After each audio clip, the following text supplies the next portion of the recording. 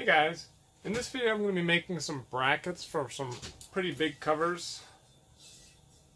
So I'm having to do this outside because of the length of the brackets.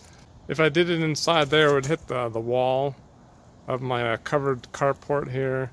So I had to pull the bandsaw out.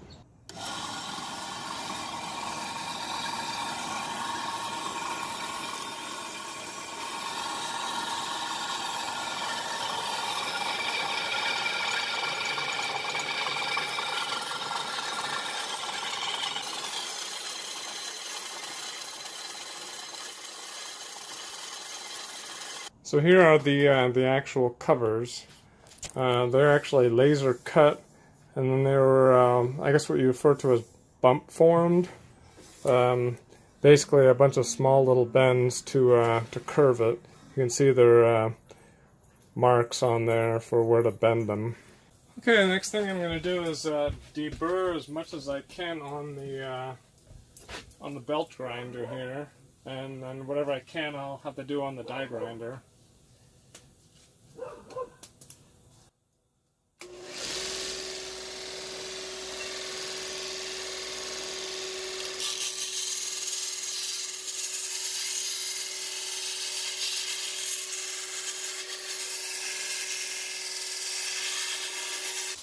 By the way, this is actually a Scotch-Brite style belt, kind of like the wheel over here, but in a belt form. I think they call it a non-woven.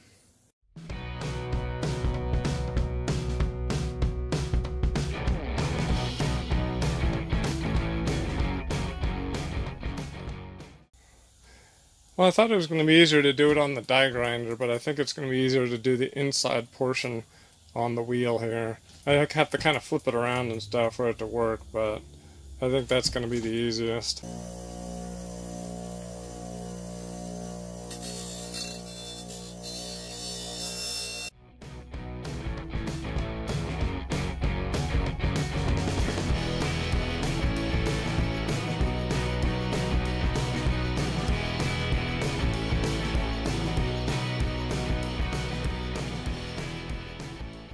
Okay, well, I've done a couple of these brackets so far.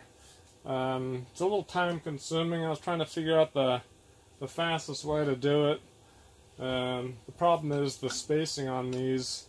Can't really do it in CAD or anything because the working envelope here, so I'm basically having to do a separate op for each one. But alright, well, I'll get the next one ready and take you along and see what I'm doing.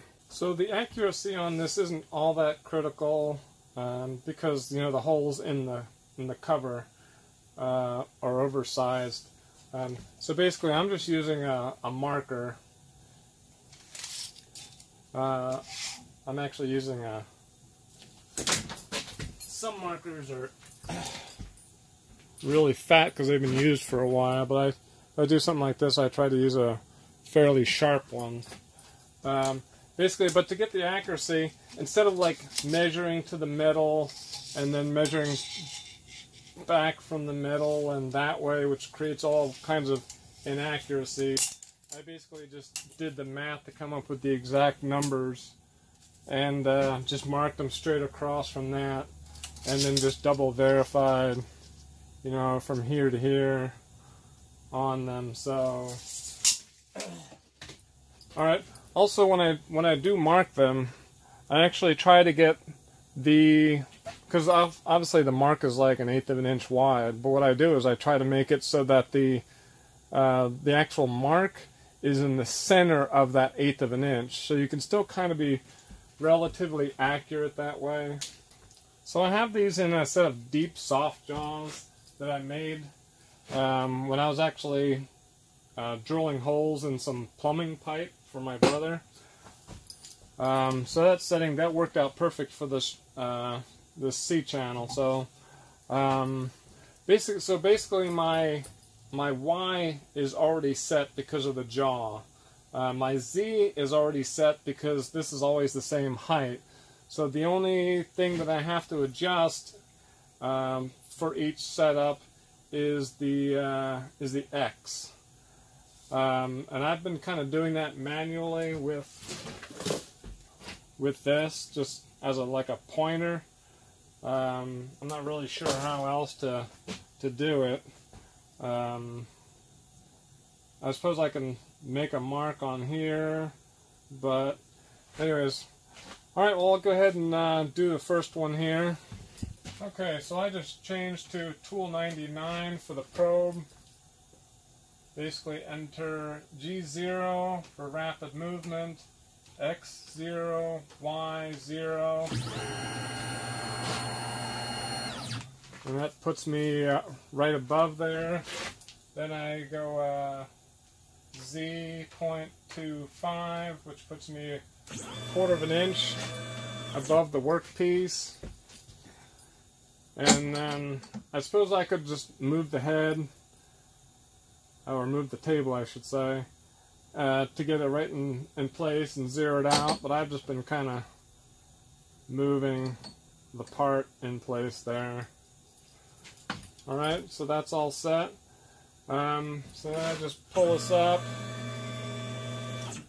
and I just got a piece of code that I generated using the conversational drill in PathPilot. Then I just go ahead and run that.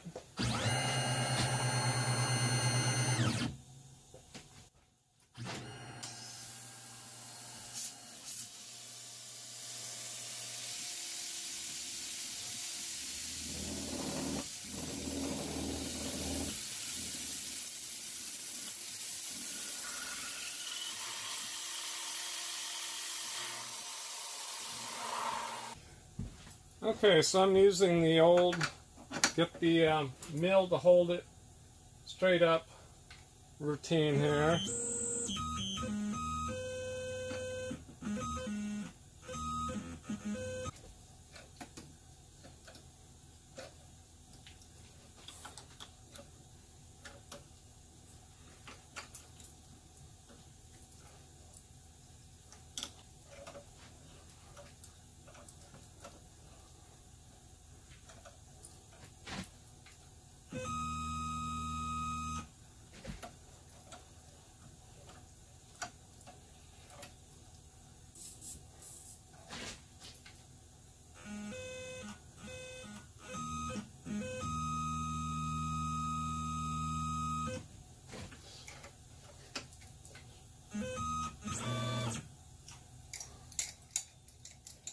Well, that worked out pretty good.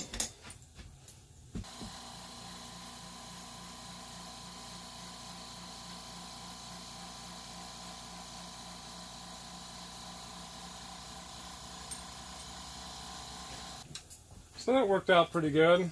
Originally I was trying to use one of these tap-a-line deals with a clamp and a drill. This drill just isn't strong enough to tap 3/8 through this. Originally I thought I would just be able to gun tap it through like that, but then I was using a combination of the drill, this, and then doing this again to take it in and out. But I think it's just easier to do it this way. Alright, now I'm going to go ahead and do the other two. By the way, I'm using this tapping paste. I don't know if it's, I can't even read it anymore. Rapid tap paste or something. I don't know, I tried to order the stuff again one time, and I don't know, the shipping on it was going to be really expensive and stuff.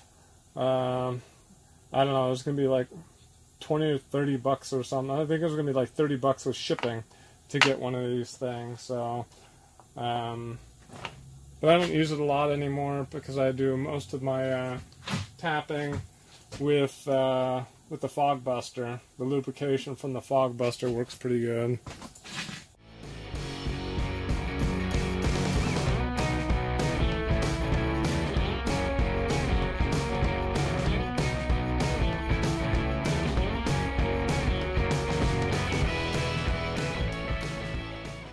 Okay, one more done. I just have, I think, 2 left to do. I did a bunch of the other ones before. So, alright.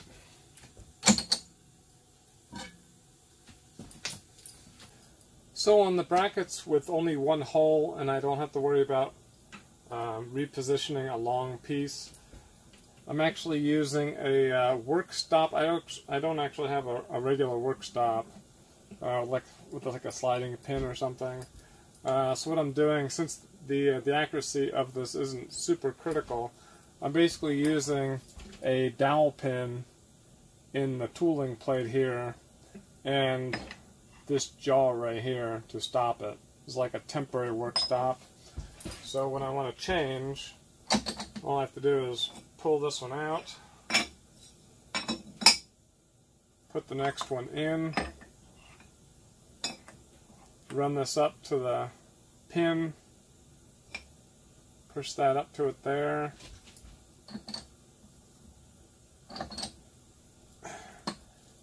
like that, and I'm all set to go with the next one. Not super accurate if you're like trying to be within thousandths of an inch, but since these are just brackets, it works pretty good.